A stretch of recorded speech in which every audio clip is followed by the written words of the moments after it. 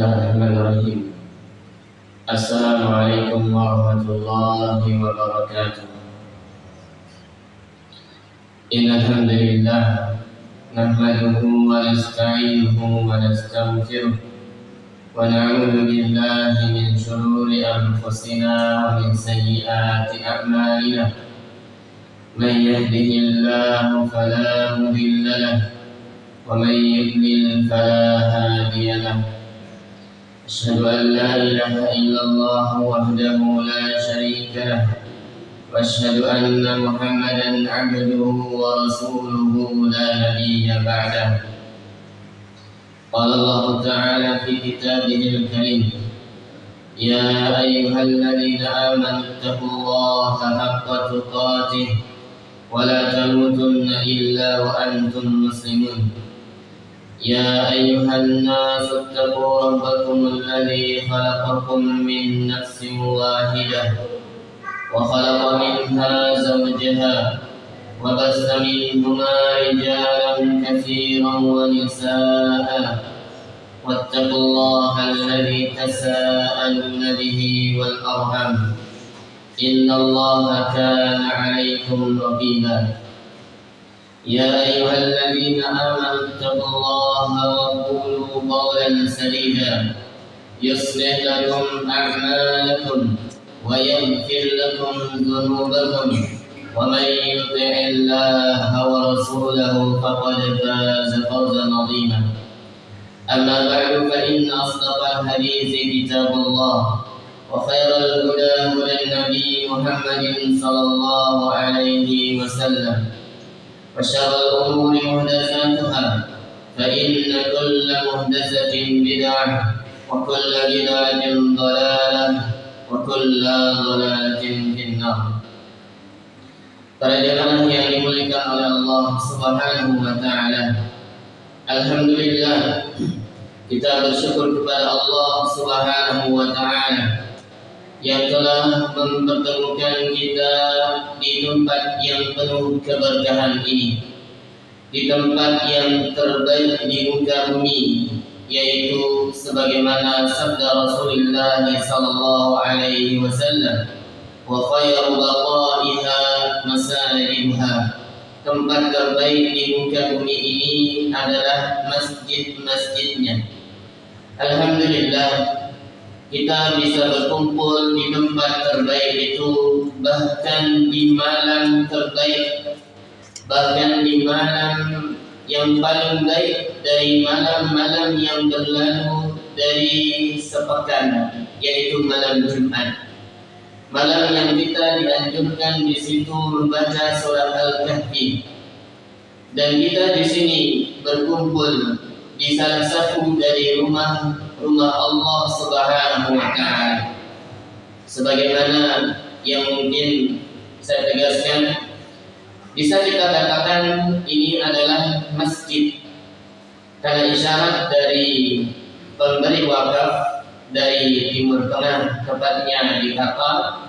Maka kita kemarin atau dulu pernah mengajukan pembangunan masjid untuk Pondok Putra, yang insyaallah kajian malam Jumat ini akan menjadi salah satu dari program pondok.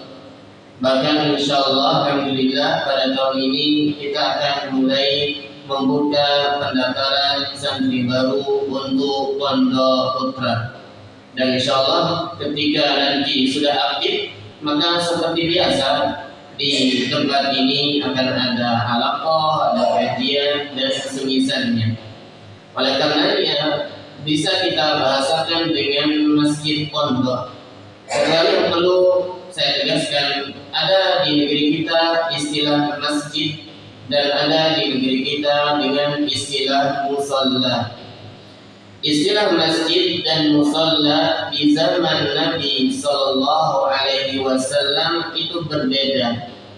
Masjid adalah tempat yang dimana di situ orang-orang sholat, kemudian rutinitas mereka di situ ada kajian, zikir dan semisalnya. Beda dengan musalla di zaman Nabi Sallallahu Alaihi Wasallam, yang dimaksud musalla adalah tanah lapang. Yang dimaksud musalla di zaman Nabi adalah tanah lapang.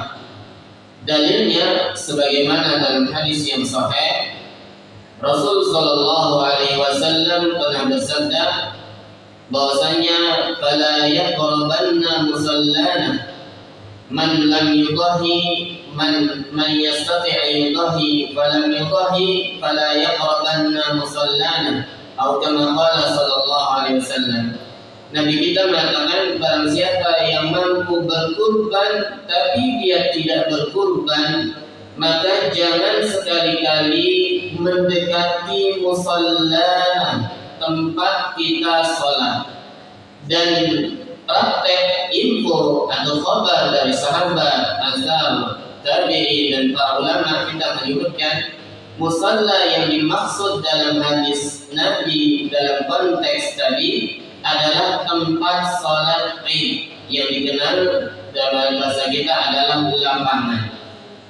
Itu istilah masjid dan musalla dengan perbedaan yang ada di zaman Nabi dari sisi tinjauan syar'i. Karena masjid secara umum adalah tempat sholat. Bahkan kita berada di manapun kita bisa melaksanakan sholat. Karena Rasul sallallahu alaihi wasallam bersabda, "Wa ju'ilat liyal ardu masjidan wa tahuran." Dan saya dijadikan bumi ini masjidan, yaitu tempat untuk bersujud. Maksudnya adalah masjid sebagaimana yang didefinisikan secara syar'i.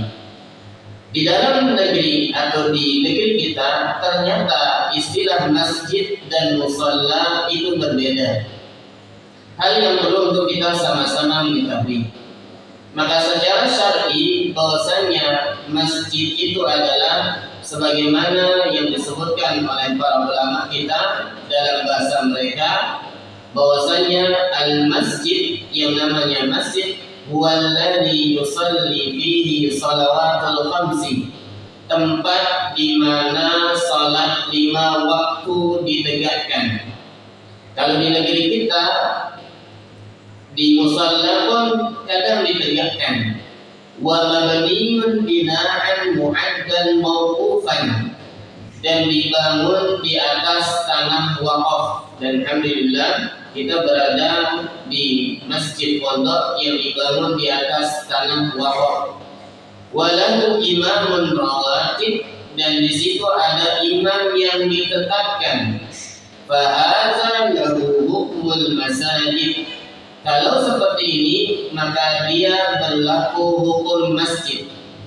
Artinya apabila ada tempat sholat, kemudian tempat sholat ini dibangun di atas tanah wakaf, baik dia besar maupun kecil, namanya masjid. Nah, apabila kondisinya seperti ini berlaku padanya hukum masjid. Artinya meskipun dia kecil, ketika masuk masjid maka kita dianjurkan sholat tahiyatul masjid, sholat untuk menghormati masjid. Dan berlaku juga wanita yang haid tidak boleh diam diri di masjid kecuali dalam kondisi darurat seperti misalnya majelis ilmu dan lain sebagainya. Kemudian juga berlaku di situ bahwasanya masjid di situ orang iktikaf. Nah, apabila bukan dibangun di atas tanah wakaf, tapi di situ ada orang sholat, misalnya musalla di pom bensin dibangun di atas tanah milik perusahaan pom bensin, musalla di kantor, musalla milik kantor, musalla di bandara, musalla milik bandara, musalla kadang di pinggir jalan, orang punya tanah, dia bangun musalla pengen dapat aman, tapi mungkin sertifikatnya masih atas nama pribadi. Nah, musalla seperti ini namanya musalla. Meskipun dia besar, misalnya ada musalla besar sekali, tapi milik pom bensin, milik bandara, nah dia dikatakan sebagai musalla. Karena kondisinya seperti ini tidak berlaku baginya hukum masjid. Di situ nggak boleh iktikaf, di situ nggak ada tahiyatul masjid, karena kadang-kadang libur. Seperti misalnya musola konvensi suatu saat kondisi hari-hari nasional libur, atau di bandara dan semisalnya. Nah, itulah sedikit perbedaan masjid dengan musola. Artinya masjid dibangun di atas tanah wakaf meskipun bentuknya sangatlah kecil.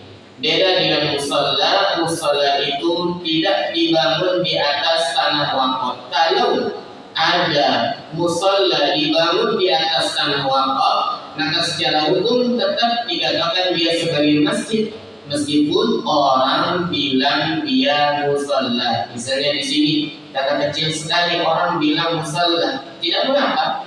Tapi secara hukum syar'i dia dikatakan sebagai masjid karena posisi dia dibangun di atas tanah wakaf. Wallahu ta'ala a'lam. Itu sekedar pengertian tambahan definisi dari musalla dan masjid. Tujuannya adalah sebagai penegas. Mungkin nanti para jamaah ada yang berkata, mau kemana? Mau kajian di masjid pondok. Tidak mengapa dengan bahasa itu, atau mau kajian di musalla pondok, maka tidak mengapa juga dengan bahasa itu. Yang artinya di sini adalah bisa dikategorikan sebagai masjid pondok. Di situ dibangun di atas tanah wakaf. Allah Ta'ala a'la wa a'lam. Para jemaah yang dimuliakan oleh Allah Subhanahu wa Ta'ala, alhamdulillah kita bersyukur pada Allah Subhanahu wa Ta'ala, kajian kita malam Jumat bisa berlanjut. Kenapa malam Jumat? Karena malam ini adalah malam yang berkah, malam yang bisa dikatakan malam terbaik daripada semua malam yang ada dalam sepekan. Bahkan paginya, tepatnya hari Kamis, itu adalah hari di mana Rasul Shallallahu Alaihi Wasallam sering melakukan ibadah puasa sunnah. Tidak hanya itu, bisa kita melakukan ibadah yang lain. Ketika Rasul Shallallahu Alaihi Wasallam mengatakan, saya senang puasa Senin dan Kamis. Kenapa? Beliau mengatakan, karena hari ini adalah hari diangkatnya amal ibadah seorang ke sisi Allah Subhanahu wa Ta'ala, dan tidak menutup kemungkinan malamnya juga termasuk. Artinya malam ini berarti adalah malam diangkatnya amal ibadah seorang kepada sisi Allah Subhanahu wa Ta'ala. Mudah-mudahan Allah menjadikan amalan kita di majelis ilmu ini adalah amalan yang diterima, diangkat di sisi Allah Subhanahu wa Ta'ala. Amin ya rabbal alamin. Kemudian hal yang perlu saya tegaskan bahwasanya insya Allah di malam jadwal saya akan membahas tentang satu poin dari pembahasan bidang ilmu yang masuk dalam kategori ulumul Quran, ilmu Al-Quranul Karim, ilmu yang bahas tentang makna, bahkan semua yang ada dari sisi hukum, dari sisi cerita, dari makna yang ada berkaitan dengan Al-Quranul Karim. Tepatnya dalam pembahasan kita yang berjudul tafsir. Artinya mungkin di malam Rabu kita membahas fikih, kemudian subuhnya kita membahas beragam-ragam kitab dari kitab-kitab kecil yang dulunya ada doa, kemudian tazkiyah yang alhamdulillah masih belum selesai. Kemudian di malam ini insyaallah kita akan bahas tentang tafsir. Prosedur atau metodenya bahwasanya nanti insyaallah kita akan membahas tafsir Al-Quranul Karim yang 114 surat atau 30 juz atau yang terdiri dari 6.600 sekian ayat, itu yang akan kita bahas satu persatu. Apabila ada kisah dalam ayat tersebut, kita akan kisahkan dan kita akan ambil faedahnya. Apabila ada hukum dalam ayat tersebut, kita akan terangkan hukumnya. Apabila di situ ada bagaimana tata cara beribadah Bani Israil dan semisalnya, kita akan membahas yang berkaitan dengan makna daripada makna ayat tersebut. Dan kita akan memulai tentunya dari surat Al-Fatihah. Metode saya insyaallah di dalam membahas tafsir insyaallah pada pertemuan berikutnya, maka metode saya adalah pertama saya akan membacakan ayat yang kita akan sama-sama dengarkan tafsirnya dari para ulama ahli tafsir, tentunya sesuai dengan pemahaman salafus salih, para sahabat ridwanullah taala alaihim ajmain, atau dari kalangan ahli tafsir seperti Al-Imam Ibnu Katsir rahimahullah taala, atau Imam At-Tabari rahimahullah taala, atau para ulama ahli tafsir yang lainnya seperti Syekh Nasir Al-Sa'di dan semisalnya. Maka itu adalah yang akan kita menjadi rujukan di dalam menafsirkan ayat demi ayat dari Al-Quranul Karim. Kemudian di dalam penafsiran tersebut insya Allah kita akan menyabarkan atau menjabarkan, menjelaskan dengan penjelasan yang gamblang. Apabila ada hal yang harus diperpanjang, maka kita akan perpanjang. Misalnya ada kisah yang harus kita ceritakan kisahnya, maka kita akan ceritakan. Ada pembahasan fikih berkaitan dengan salat atau semisalnya, kita akan berusaha untuk meringkas dan menjabarkan poin-poin penting dari tafsir. Karena Al-Quranul Karim terdiri dari ahkam, terdiri dari kisah, dan terdiri dari bagaimana Allah Subhanahu wa taala menciptakan seluruh yang ada di muka bumi ini. Artinya bagaimana kita mentauhidkan Allah Subhanahu wa taala. Apabila berkaitan dengan ayat hukum, kita akan jabarkan hukum-hukum yang berkaitan dengan ayat tersebut. Apabila berkaitan dengan cerita, kita akan ceritakan semampu yang saya bisa ceritakan dari cerita yang ada dari kisah Bani Israil, para nabi, mulai dari Nabi Adam, Nabi Musa dan seterusnya. Kemudian apabila di situ ada muamalah atau bagaimana di situ ada tauhid dan semisalnya, kita akan berusaha untuk menerangkan. Sebagaimana yang saya pernah infokan, insyaallah kajian malam Jumat ini insyaallah tidak hanya diisi oleh saya. Mungkin nanti ada ustaz-ustaz di pondok yang bisa mengisi dari ustaz-ustaz Satami dan misalnya dan yang lainnya. Atau mungkin kalau ada rezeki kita akan mendatangkan ustaz-ustaz yang lain, tentunya dengan melihat pertimbangan kondisi yang ada dari ustaz-ustaz tersebut. Para jamaah yang digunakan oleh Allah Subhanahu wa taala, sebagaimana tadi insyaallah metode saya di dalam mengajar tafsir untuk selanjutnya, pertama nanti saya akan membacakan ayat yang akan saya tafsirkan. Tentunya penafsiran berdasarkan para ulama. Karena di dalam menafsirkan Al-Quranul Karim ada metode yang disebutkan. Dan penafsiran ini tentunya bukan penafsiran semata-mata ra'yu, akal. Para ulama kita mengatakan menafsirkan Al-Quranul Karim ada istilah tafsirul Quran bil Quran, yaitu menafsirkan Al-Quran dengan Al-Quran. Artinya Al-Quran sendiri menafsirkan ayat sebelumnya. Tatkala Allah mengatakan wa ma adraka mat-tariq, tahukah kalian apa yang dimaksud dengan at-tariq? Maka at-tariq ini ditafsirkan oleh ayat setelahnya, yaitu an-najmus tsaqi. Ini namanya tafsir Al-Quran bil Quran. Kemudian nanti akan kita sebutkan juga tafsir Al-Quran dengan hadis Nabi Sallallahu Alaihi Wasallam. Bagaimana Nabi Sallallahu Alaihi Wasallam menafsirkan hadis tersebut?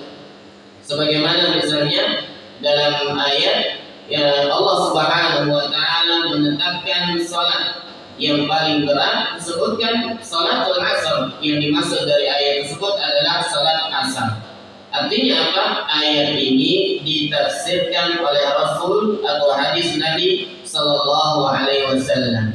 Kemudian tafsirul Quran di aqwalit tabi'in, bahwasanya nanti ada ayat daripada Al-Quran yang ditafsirkan oleh generasi sahabat, sebelum tabi'in, yaitu para sahabat.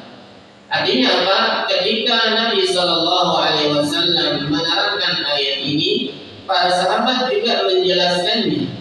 memberikan maksud daripada ayat ini. Contohnya, ketika Allah Subhanahu wa taala menurunkan surat Idza jaa nasrullahi wal fath wa ra'aitan nasa yadkhuluna fi dinillahi afwajan. Ketika Allah turunkan ayat ini, para sahabat berkumpul. Di situ ada Abu Bakar, di situ ada Umar bin Khattab, di situ ada sahabat-sahabat yang lainnya. Salah satunya adalah sahabat yang masih kecil dalam kisaran umur 9 atau 7 tahun yang dikenal dengan Ibnu Abbas radhiyallahu taala anhu. Ketika para sahabat yang lain terheran, wahai Abu Bakar, wahai Umar, kenapa engkau mendatangkan Ibnu Abbas yang masih umurnya kecil? Maka para sahabat atau Umar, kalau nggak salah Abu Bakar, ingin mengetes apa tafsiranmu tentang surat ini. Ditanya para sahabat yang lain. Mereka mengatakan ini berkaitan tentang pertolongan Allah. Semua rata-rata mengatakan itu. Ini berkaitan dengan perintah bertasbih dalam ayat tasbih. Semua sahabat rata-rata mengatakan seperti itu. Tapi hanya satu sahabat yang menafsirkan dengan tafsiran yang berbeda, yaitu Ibnu Abbas radhiyallahu taala anhu. Beliau mengatakan hadza qurbu ajalin Nabi sallallahu alaihi wasallam. Ini adalah ayat yang menunjukkan sebagai tanda dekatnya ajal Nabi sallallahu alaihi wasallam. Artinya ayat ini ditafsirkan oleh para sahabat. Apakah tafsir para sahabat ditolak? Enggak. Begitu juga ayat yang lain, misalnya dalam surat Yunus atau surat Hud kalau nggak salah, lilladzina ahsanul husna wa ziyadah. Bagi orang-orang yang berbuat kebaikan, nanti di surga akan mendapatkan tambahan. Seorang sahabat mengatakan yang dimaksud di sini, yaitu Ibnu Mas'ud mengatakan az-ziyadah dalam ayat ini adalah ru'yatu wajhillah, yaitu melihat wajah Allah Subhanahu wa taala. Artinya ayat ini ditafsirkan oleh para sahabat. Begitu juga nanti tafsirul Quran bi aqwalit tabi'in, menafsirkan Al-Quran dengan perkataan para tabi'in. Siapa itu tabi'in? Generasi setelah sahabat. Tabi'in ini adalah generasi yang melihat sahabat hidup, kadang atau ada yang hidup bersama sahabat tapi tidak bertemu dengan Rasul sallallahu alaihi wasallam. Beda dengan sahabat Nabi. Siapa mereka? Mereka adalah yang bertemu dengan Rasul, beriman kepada apa yang dibawa oleh Rasul, kemudian meninggal di atas iman tersebut. Walau takhallalat riddah, meskipun mungkin pernah keluar atau kufur dari Islam kemudian masuk lagi. Itu adalah definisi para sahabat. Artinya apabila ada yang bertemu dengan Rasul tapi tidak beriman seperti Abu Jahal dan lain sebagainya, mereka tidak dikatakan sebagai sahabat Nabi. Karena sahabat Nabi adalah yang bertemu dengan Rasul, beriman dengan apa yang dibawa oleh Rasul, kemudian meninggal di atas risalah yang dibawa oleh Rasul sallallahu alaihi wasallam. Kemudian adapun tabi'in adalah yang bertemu dengan para sahabat tapi tidak bertemu dengan Rasul sallallahu alaihi wasallam. Artinya tidak melihat wajah atau hidup atau bertemu dengan Nabi kita Muhammad sallallahu alaihi wasallam. Kemudian ada generasi setelahnya yang dikenal dengan tabi'ut tabi'in, seperti kalangan imam mazhab, Imam Abu Hanifah, Imam Malik, Imam Ahmad, dan Imam Syafi'i rahimahullah ta'ala. Mereka adalah masuk dalam kategori tabi'in. Ada yang mengatakan akan masuk dalam kategori tabi'in. Inilah yang disyaratkan oleh Nabi kita Muhammad sallallahu alaihi wasallam dalam hadis yang sahih, khairul quruni qarni, thumma alladhina yalunahum, thumma alladhina yalunahum, thumma alladhina yalunahum. sebaik-baik generasi adalah generasiku, yaitu generasi Nabi Sallallahu Alaihi Wasallam dan para sahabat. Kemudian beliau mengatakan, "Tsummal ladzina yalunahum." Kemudian generasi setelahnya, yaitu generasi para tabi'in. Tsummal ladzina yalunahum. Kemudian setelahnya yaitu generasi tabi' dan tabi'in. Ada yang mengatakan sampai generasi tabi'in. Oleh karenanya generasi sahabat dan generasi tabi'in ini agama masih dalam kemurnian, belum terjadi pemasukan atau kerasukan dari suatu yang muhdas, perkara baru atau yang dikenal dengan istilah bid'ah, belum ada, belum masuk. Oleh karenanya di dalam menafsirkan Al-Quranul Karim, perlu kiranya dalam penafsiran tersebut adalah penukilannya dari hadis atau sesuai dengan pemahaman mereka, yaitu pemahaman generasi salafun saleh, salaf saleh atau generasi terdahulu dari generasi yang saleh, yaitu generasi para sahabat, para tabi'in dan seterusnya. Artinya apabila ada orang sekarang menafsirkan ayat ini berbeda dengan tafsiran para sahabat, maka tentunya penafsiran ayat yang ditafsirkan oleh orang zaman sekarang ini tertolak. Seperti ada orang yang menafsirkan surat Asy-Syu'ara dengan ayat pemusik. Maka ini bertentangan dengan penafsiran daripada penafsiran para sahabat, penafsiran para tabi'in, penafsiran para tabi'in yang ada. Kemudian ada juga yang menafsirkan dari generasi sekarang, misalnya dalam ayat tentang perintah jihad di sejalan Allah berperang arba'ati asyhur, selama 4 bulan.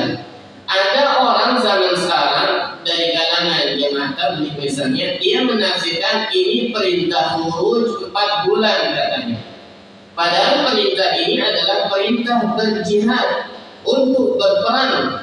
Dalam penafsiran ini di dalam surat At-Taubah ada penafsiran panjang tentang ayat ini. Oleh karenanya tidak boleh seorang tersebut menafsirkan dengan akalnya apabila penafsiran akal ini bertentangan dengan Al-Quran, bertentangan dengan penafsiran para sahabat, tabi'in dan para ulama ahli tafsir yang lainnya. Oleh karenanya, insya Allah dalam penafsiran kita dari ayat per ayat, kita akan menukilkan penafsirannya dari penafsiran yaitu para sahabat. Yang pertama penafsiran Al-Quran dengan Al-Quran, tafsir Al-Quran dengan hadis Nabi, tafsir Al-Quran dengan perkataan sahabat, tafsir Al-Quran dengan para perkataan tabi'in dan terusnya dari para ulama ahli tafsir. Lalu apa faedah yang bisa kita ambil atau apa keutamaan seorang mempelajari tafsir Al-Quranul Karim? Mempelajari tafsir Al-Quranul Karim adalah perintah dari Allah Subhanahu wa Ta'ala, sebagaimana yang Allah sebutkan di dalam surat An-Nisa, bahkan di pertengahan surat Muhammad Allah tegaskan, "Afala yatadabbaruna al-Qur'an?" Tidakkah kalian atau mereka mentadabburi Al-Quran? Bagaimana mentadabburi Al-Quran? Kita pelajari Al-Quran itu mulai dari tadabbur lafaznya, hurufnya kita pelajari, kita dengarkan bagaimana melafazkan huruf yang benar. Dan itu insya Allah di dalam metode saya mengajar tafsir nanti saya akan membacakan ayat itu, kemudian saya usahakan menerangkan bagaimana bacaan yang benar ayat ini agar mungkin para jemaah bisa menirunya, bagaimana pelafazannya, bagaimana cara melafazkan huruf ini agar benar-benar sesuai dengan perintah Allah, benar-benar sesuai dengan tuntunan Rasul. Karena melafazkan huruf dari Al-Quran adalah perintah dari Allah, sebagaimana dalam firman-Nya, "Warattilil Qur'ana tartila." Tartilkanlah Al-Quran dengan tartil, kata Allah. Para sahabat Bahkan Ali bin Abi Thalib mengatakan yang dimaksud tartil dalam ayat ini adalah tajwidul huruf wa ma'rifatul hukum, yaitu memperbaiki huruf dan belajar hukum dari waqaf dan semisalnya. Itu maksud dari surat Al-Muzammil ayat 4 dari firman Allah warattil, artinya mentartilkan atau membaca Al-Quran dengan bacaan yang benar sesuai tuntunan Rasul adalah perintah. Tidak hanya itu, Allah Subhanahu wa taala tegaskan di akhir juz daripada juz kedua atau di surat Al-Baqarah juz pertama, alladzina atainahumul kitaba yatlunahu haqqa tilawah. Orang-orang yang diberikan Alkitab, maksudnya Al-Quran, yaitu orang-orang mukmin, para sahabat, yatlunahu haqqa tilawah, yaitu membaca Al-Quran dengan sebenar-benar bacaan. Jadi perintah membaca Al-Quran dengan bacaan yang benar ada banyak dalil yang menerangkannya. Bahkan mengucapkan huruf daripada Al-Quran, membacanya, hukumnya, mentajwidkannya, hukumnya wajib. Sebutkan oleh para ulama, hukumnya adalah wajib. Oleh karenanya kita di dalam mempelajari tafsir nanti ada kesempatan kita untuk mempelajari huruf daripada huruf tersebut. Yang kedua, yaitu mentafsirkan Al-Quran dari sisi makna. Setelah di samping kita mempelajari Al-Quran dari sisi bagaimana melafazkan hurufnya yang benar, kita juga mempelajari Al-Quran tersebut dari sisi artinya. Dan insya Allah kita akan mulai dari awal surat, yaitu surat Al-Fatihah. Bahkan nanti akan kita mulai dari bacaan ta'awudz, kemudian bismillah, kemudian beralih ke surat Al-Fatihah, kemudian seterusnya dan seterusnya. Mudah-mudahan Allah Subhanahu wa taala berikan kita umur yang panjang yang berkah sehingga kita bisa mendengarkan penafsiran dari para ulama tentang ayat-ayat Al-Qur'an Karim. Amin ya rabbal alamin.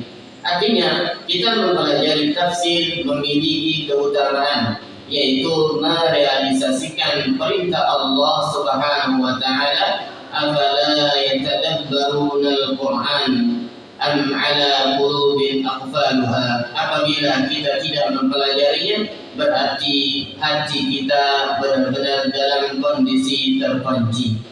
Kemudian di antara faedah keutamaan kita mempelajari tafsir daripada ayat Al-Quran Karim ini adalah sebagai cara untuk mempelajari ilmu dari beragam bidang ilmu syar'i. Karena ilmu syar'i ini dari segala macam bidangnya itu bersumber dari Al-Quranul Karim. Orang yang ingin belajar bahasa Arab, maka hendaknya dia dasari dengan pelajaran Al-Quran. Kalau setelah anak-anak kita misalnya kita pengen dia bisa bahasa Arab, dasari dia dengan pelajaran Al-Quran. Karena setelah ada dasar dari kalamullah, maka dia akan sangat gampang untuk mempelajari ilmu-ilmu yang lain. Ingin belajar bahasa Arab, sumbernya dari Al-Quran. Ingin belajar nahwu sharaf dan yang lainnya daripada balaghah dan semisalnya, sumbernya dari Al-Quran. Ingin belajar tentang cerita kisah balaghah, maka sumbernya ada di Al-Quran. Bahkan ahkam, ingin belajar hukum, itu adalah sumbernya dari Al-Quranul Karim. Sehingga talibul ilmi, penuntut ilmu yang mengawali pembelajarannya dengan pembelajaran Al-Quranul Karim, menghafal Al-Quranul Karim, maka dia akan dimudahkan untuk mempelajari bidang ilmu yang lain. Dia akan dimudahkan untuk mempelajari bidang ilmu yang lain. Misalnya orang ingin belajar ini, mulailah dengan ilmu Al-Quran. Bahkan ilmu kedokteran itu kebanyakan bersumber dari Al-Quranul Karim. Tidaklah Allah sebutkan wa yusqawna fiha ka'san kana mizajuha zanjabila.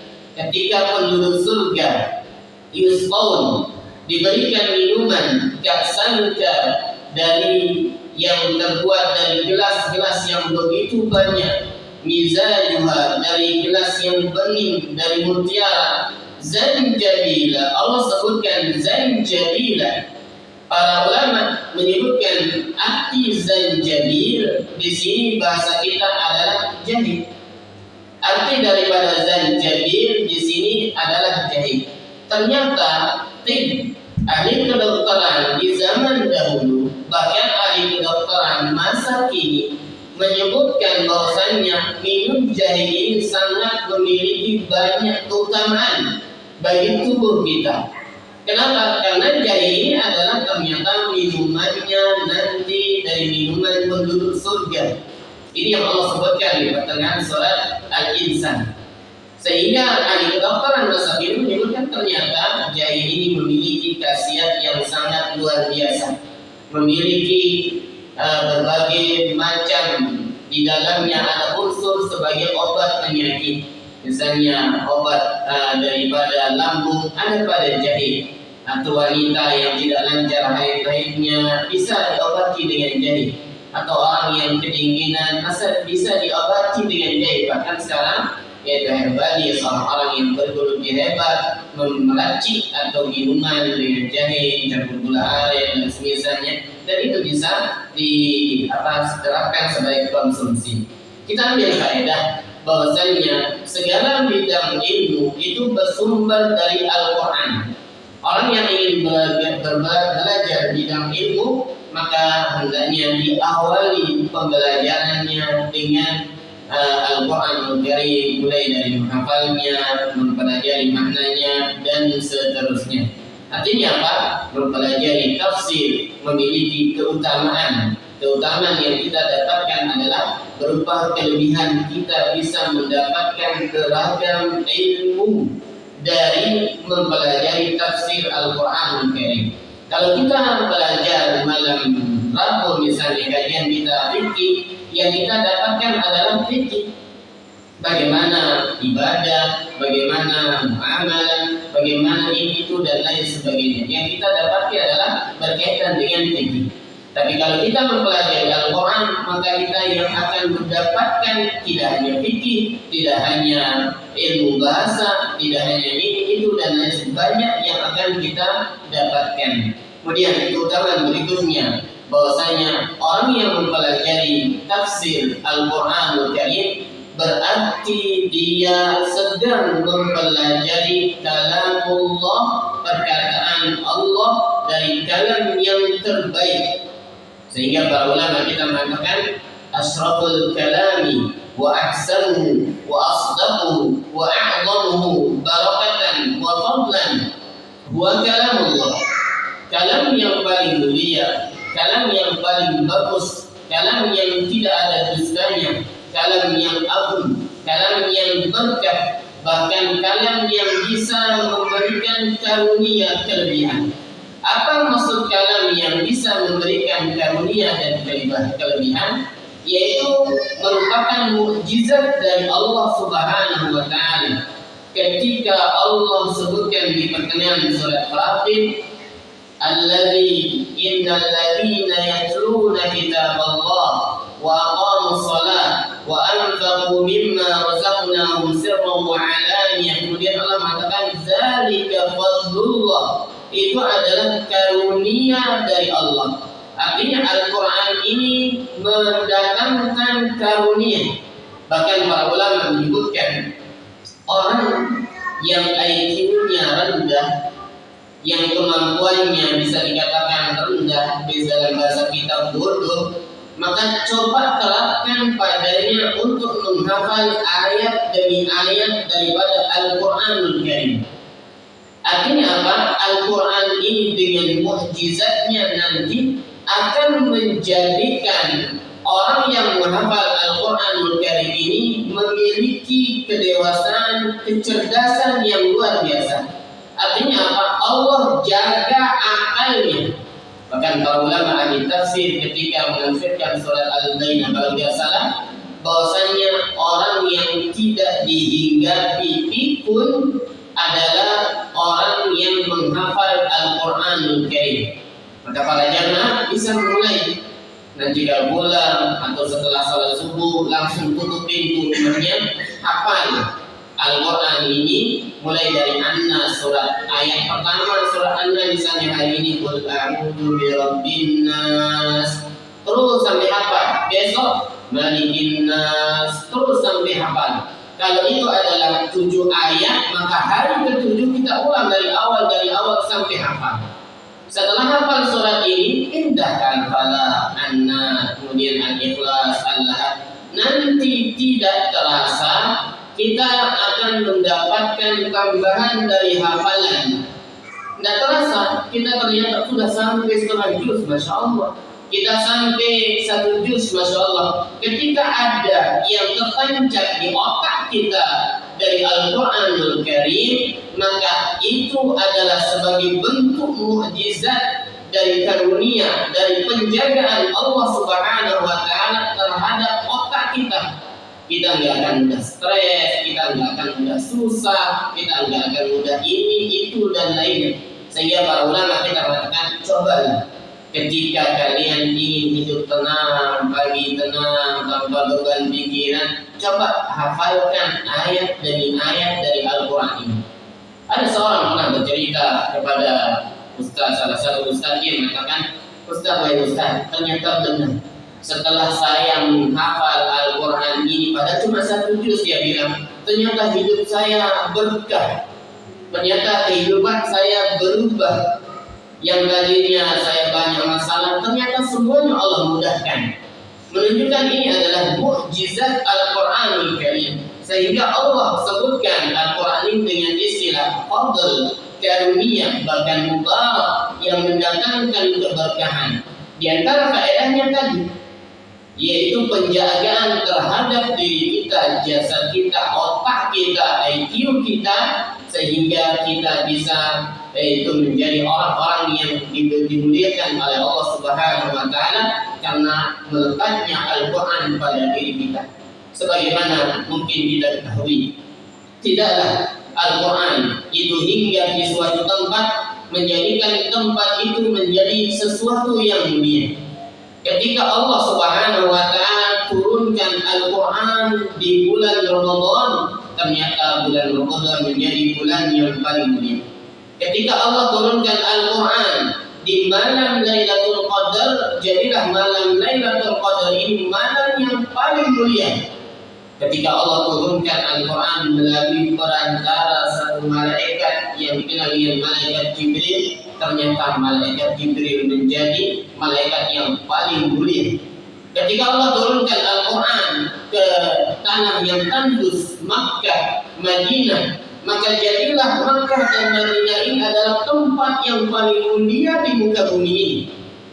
Bahkan ketika Allah turunkan Al-Quran kepada Nabi kita Muhammad sallallahu alaihi wasallam, yaitu menjadilah Nabi kita menjadi asyraful anbiya, Nabi yang paling dan paling mulia. Bagaimana ketika Al-Quran ini hingga di dusun kita belencong bagi, maka tidak akan tanggung-tanggung. Allah akan muliakan dusun ini kelak, cepat atau lambat.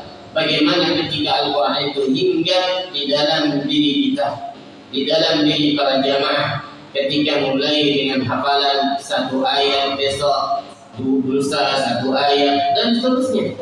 Berusaha untuk istiqomah. Kalau bisa pasang alarm, kita punya HP rata-rata, ternyata jam ini jam saya hafal, jam ini adalah jam saya ngaji, gak boleh diganggu. Bos nelpon, pakai ganti nada deringnya. Atau ada orang nelpon, ganti. Atau pasang status, jangan ganggu saya jam ini. Ini jam saya menghafal, ini jam saya dengan Al-Quran dari paksa.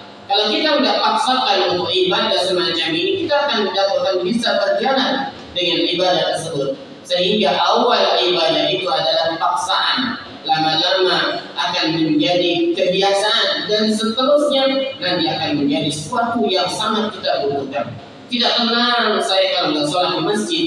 Kenapa? Karena sudah menjadi kebutuhan. Beda dengan kebiasaan kita ke masjid, tapi suatu waktu nggak ke masjid, biasa-biasa saja. Itu namanya kebiasaan. Tapi kalau sudah menjadi kebutuhan, nggak akan tenang.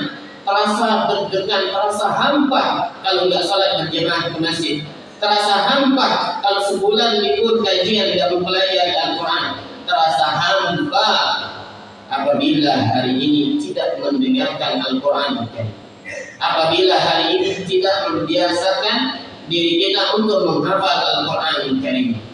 Itu dia, Al-Quran adalah mukjizat dari kalam yang terbaik, yaitu kalamnya Allah Subhanahu wa Ta'ala.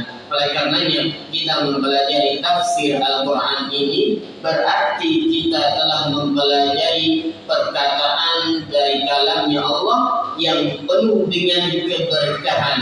Allah Subhanahu wa Ta'ala tegaskan, kitabun anzalnahu ilaika mubarakun liyadabbaru ayatihi wa yatadhakkaru ulul albab. Inilah Alkitab yang kami turunkan, kata Allah Subhanahu wa Ta'ala, kepadamu, mubarakun, penuh dengan keberkahan, ayat-ayatnya liyatadhakkara, agar kalian jadikan dia sebagai peringatan, tentunya bagi orang-orang yang berakal sehat. Artinya, seberapapun cerdas orang, ada orang memiliki akal yang sehat tapi tidak mau mempelajari Al-Quran, maka dia tidak dikategorikan sebagai orang yang memiliki akal yang sehat. Kemudian, mempelajari Al-Quran Karim dari sisi tafsirnya, ini bisa menjadikan pelakunya terbendung atau terhalangi dari pemahaman-pemahaman yang sesat. Artinya, ketika kita mempelajari ayat Al-Quran dan tafsirnya, berarti kita telah menghalangi diri kita untuk terjerumus ke dalam kesesatan. Allah Subhanahu wa Ta'ala sebutkan di dalam ayatnya, di dalam surat Al-Imran, wa may ya'tasim billah faqad hudiya ila siratim mustaqim. Barang siapa yang Allah jaga, faqad hudiya, dengan cara diberikan dia hidayah, ila siratim mustaqim, ke dalam atau ke jalan yang lurus. Artinya apa? Orang yang mempelajari Al-Quran atau tafsir Al-Quranul Karim berarti dia telah meniti jalan yang lurus, bukan jalan yang sesat, bukan jalan yang menyimpang. Berarti dia telah meniti jalannya sahabat atau jalan Nabi Sallallahu Alaihi Wasallam. Bahkan dalam ayat yang lain Allah sebutkan, fa'ammal ladzi na'amanu billahi wa'tasamu bihi fasayudkhiluhum fi rahmatin min wa fadlin wa yahdihim ila siratin mustaqim. Dan orang-orang yang Allah jaga dari kesesatan, maka Allah masukkan, berikan dirinya rahmat, kasih sayang dan karunia. Allah berikan dia petunjuk. Petunjuknya apa? Al-Quranul Karim. Bagaimana kita mendapatkan petunjuk sementara kita tidak mau mempelajari atau mentadabburi ayat demi ayat dari Al-Quranul Karim. Kemudian Rasul Sallallahu Alaihi Wasallam pernah bersabda dalam hadis yang sahih, وَقَدْ تَرَكْتُ فِيكُمْ مَا لَنْ تَضِلُّوا بَعْدَهُ إِنِ اعْتَصَمْتُمْ بِهِ كِتَابَ اللَّهِ وَسُنَّتِهِ. Nabi kita bersabda dalam hadis yang sahih, sebutkan hadis ini diriwayatkan oleh Imam Muslim rahimahullah taala. Nabi mengatakan, sungguh saya tinggalkan pada kalian, apabila kalian berpegang teguh dengannya, niscaya kalian tidak akan tersesat, kata Nabi Sallallahu Alaihi Wasallam. Nabi menyebutkan kitab Allah, yang pertama adalah Al-Quranul Karim, yang kedua adalah wasunnati, yaitu hadis atau sunnah yang datang dari Rasul Sallallahu Alaihi Wasallam. Artinya orang yang mempelajari Al-Quranul Karim berarti dia berjalan di jalan yang lurus. Allah halangi dirinya dari kesesatan. Karena banyak orang sekarang memiliki pemahaman yang sesat. Di antara penyebabnya berarti dia tidak mempelajari Al-Quran Karim sesuai dengan pemahaman para sahabat, para tabi'in, para tabi'in, ridwanullah ta'ala alaihim ajma'in.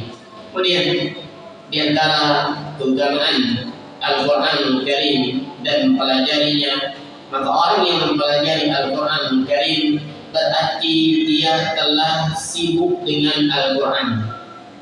Berarti dia menjadi sahibnya Al-Quran. Yang dikatakan dengan sahib adalah orang yang tahu seluk-beluk temannya.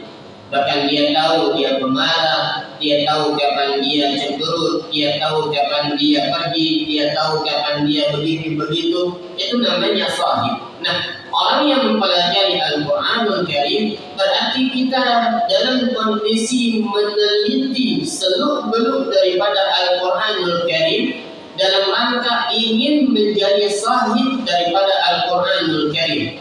Kita teliti ayat per ayat, kalam, kalimat per kalimat, kata per kata, atau huruf per huruf. Kita teliti dari asbabul nuzulnya, kenapa ayat ini diturunkan di sini, Makkiyah atau Madaniyah, dan seterusnya.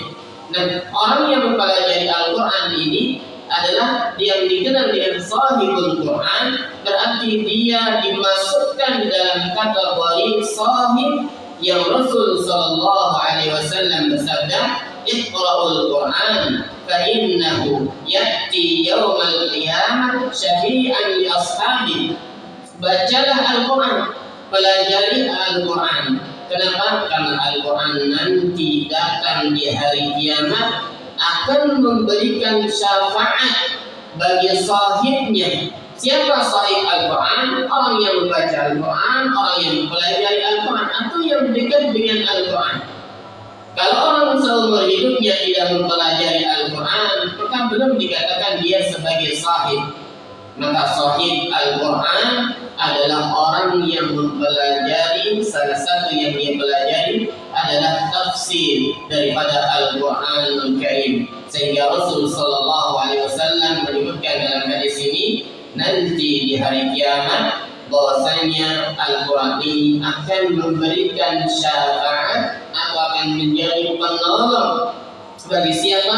Bagi sahibnya. Para ulama disebut menyebutkan sahib di sini adalah masuk dalam kategori adalah orang yang mempelajari tafsir daripada Al-Quranul Karim. Mudah-mudahan Allah Subhanahu wa taala menjadikan kita sebagai sahib Al-Quran yang nanti di hari kiamat kita mendapatkan syafaat daripada Al-Quran ini, tentunya dengan cara kita mempelajari tafsir daripada ayat Al-Quranul Karim. Yang terakhir daripada keutamaan yaitu mentafsirkan, mempelajari tafsir dari tafsir Al-Quranul Karim, yudkhilu sahibu fi zamrati khairi hadhihi ummah. Orang yang mempelajari tafsir Al-Quranul Karim, dia termasuk daripada orang yang terbaik di muka bumi ini. Artinya kita yang sedang mempelajari tafsir Al-Quran, Allah jadikan, bahkan Rasul masukkan kita dalam kategori orang yang paling baik di muka bumi ini. Dalilnya mana? Dalilnya berdasarkan hadis Nabi sallallahu alaihi wasallam, khairukum man ta'allama al-Qur'ana wa 'allamahu. Sebaik-baik kalian adalah yang mempelajari Al-Quran. Bagaimana kita mempelajari Al-Quran? Menafsirkannya, wa 'allamahu, dan mengajarkannya.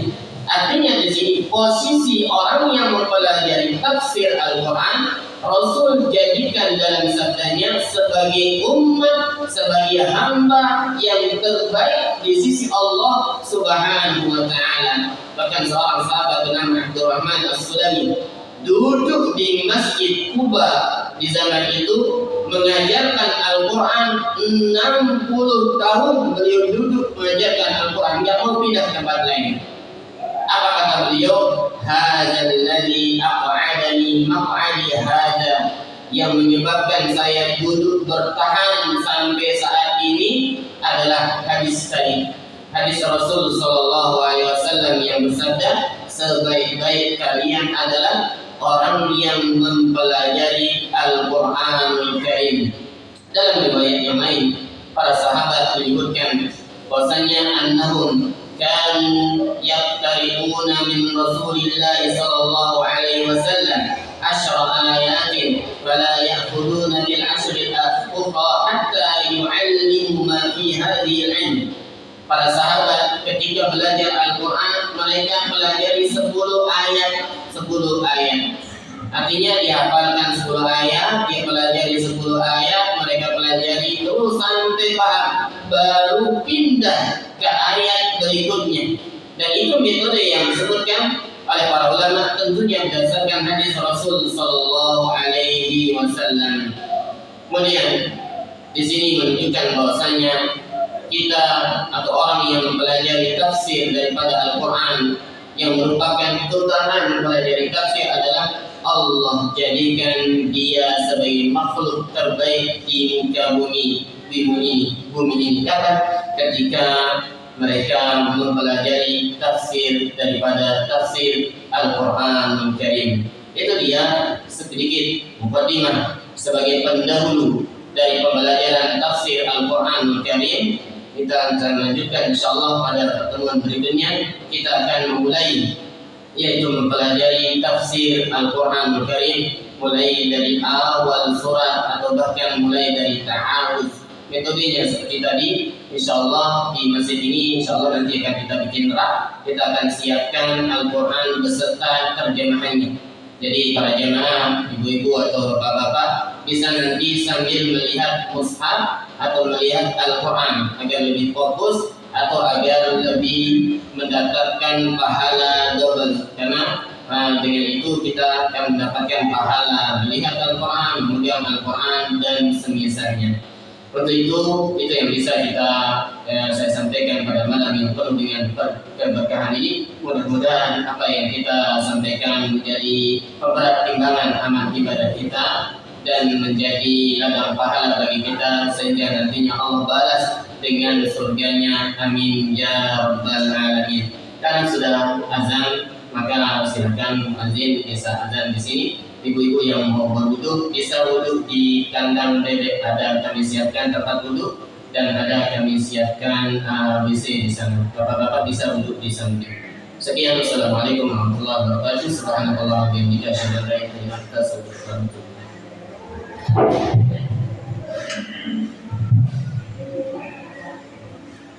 Allahu Akbar,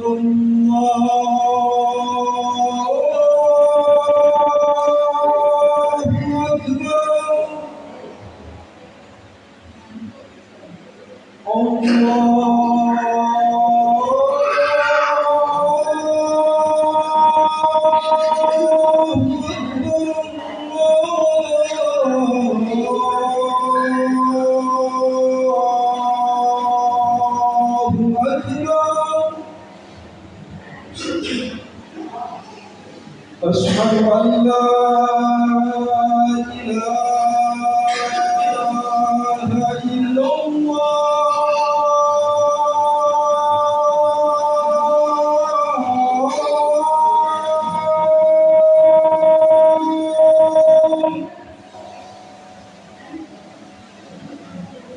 أشهد أن لا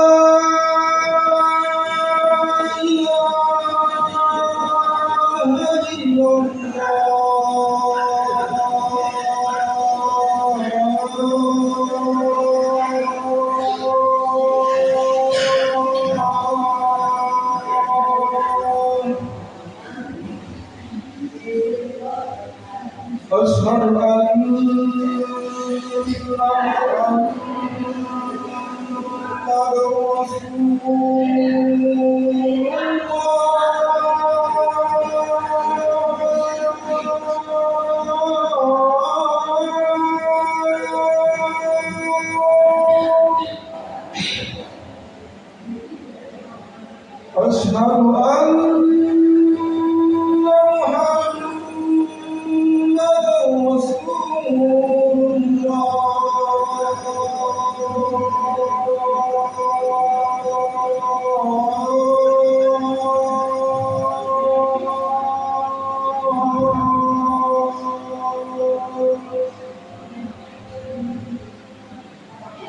حي على الصلاة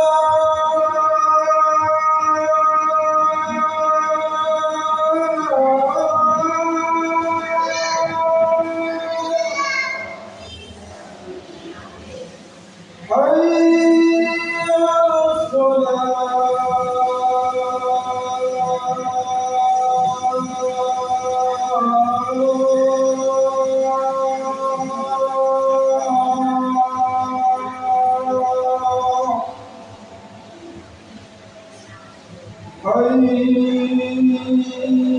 على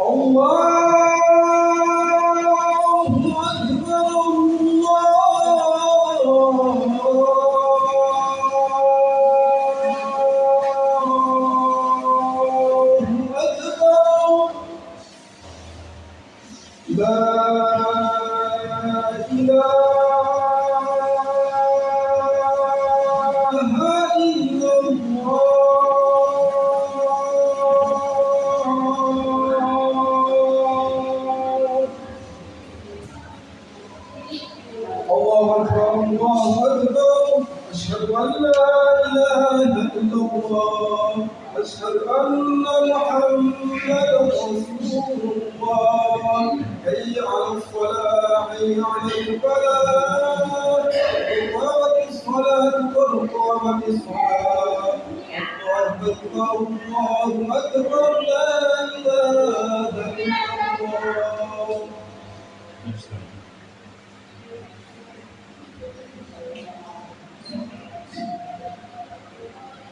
Allahu Akbar.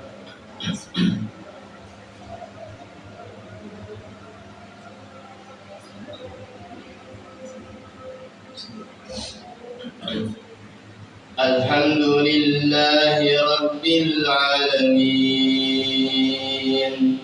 Ar-Rahmanir Rahim Maliki Yawmiddin Iyyaka na'budu wa iyyaka nasta'in Ihdinas siratal mustaqim Siratal ladzina an'amta 'alaihim ghairil maghdubi 'alaihim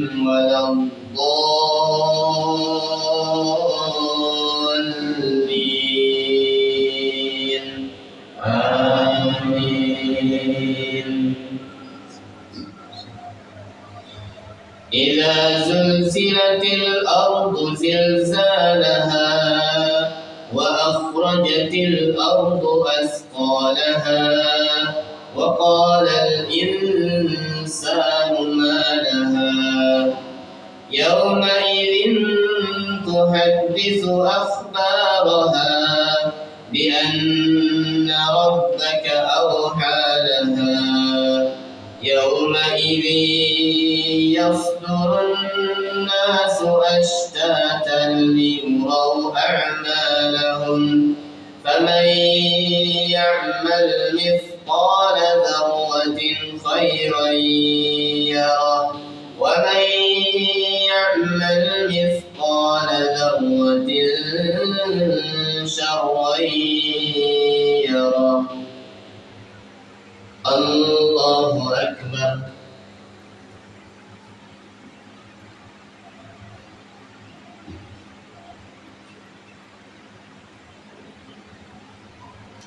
Sami Allahu liman hamidah. Allahu Akbar.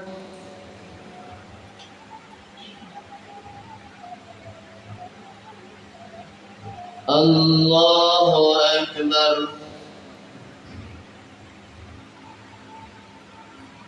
الله أكبر.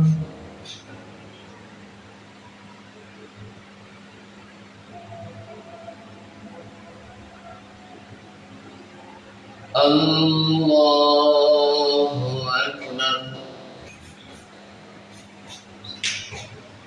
الحمد لله رب العالمين الرحمن الرحيم مالك يوم الدين إياك نعبد وإياك نستعين اهدنا الصراط المستقيم صراط الذين أنعمت عليهم غير المغضوب عليهم ولا الضالين آمين.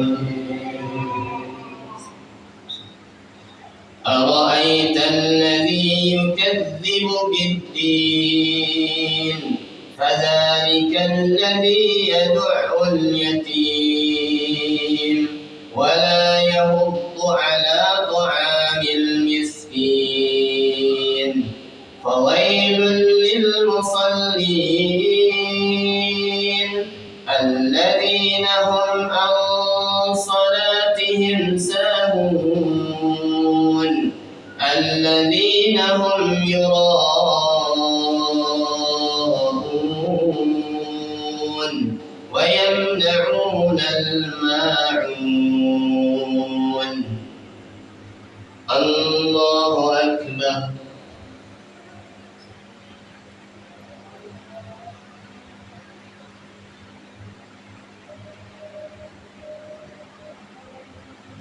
سمع الله لمن حمده. الله أكبر.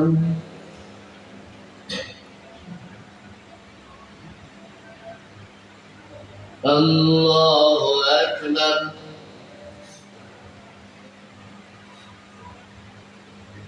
الله أكبر.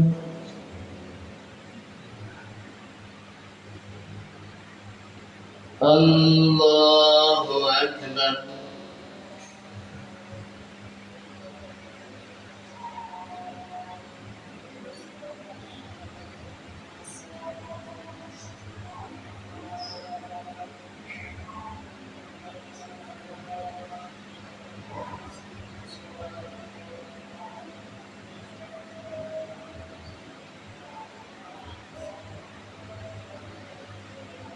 الله أكبر.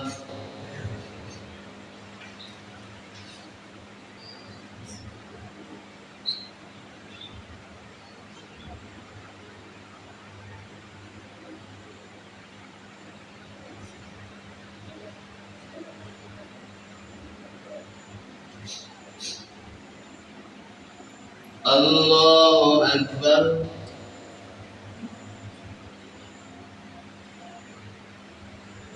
سمع الله لمن حمده. الله أكبر.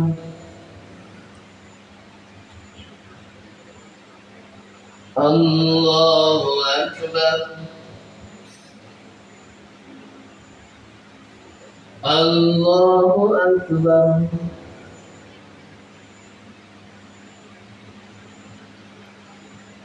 الله أكبر.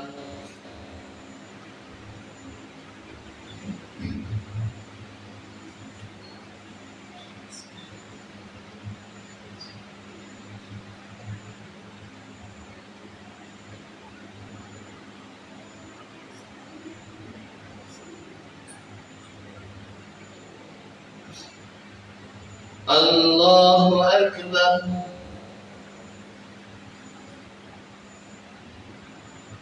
سمع الله لمن حمده. الله أكبر. الله أكبر. Allahu Akbar.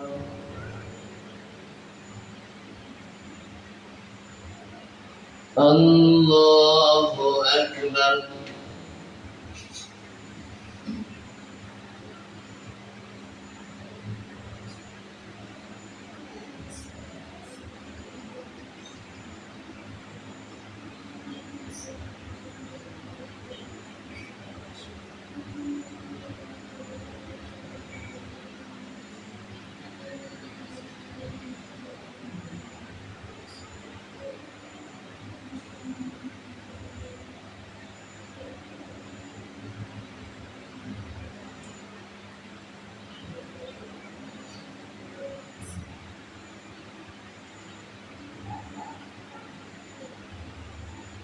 Assalamualaikum warahmatullah. Assalamualaikum warahmatullah.